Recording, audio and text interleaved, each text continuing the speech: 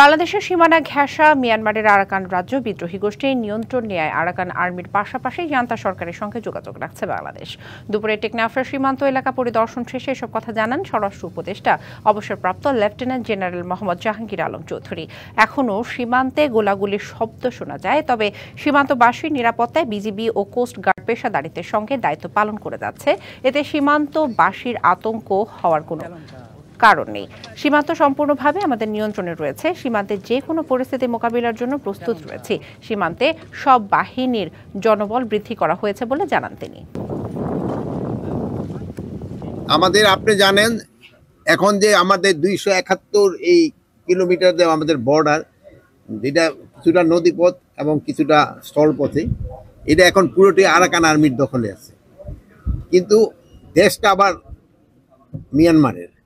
এখন আমাকে দোনোজনের সাথেই একটা সম্পর্ক বজায় রাখতে হচ্ছে এবং দোনোজনের সাথে আমাকে একটা যোগাযোগ আছে।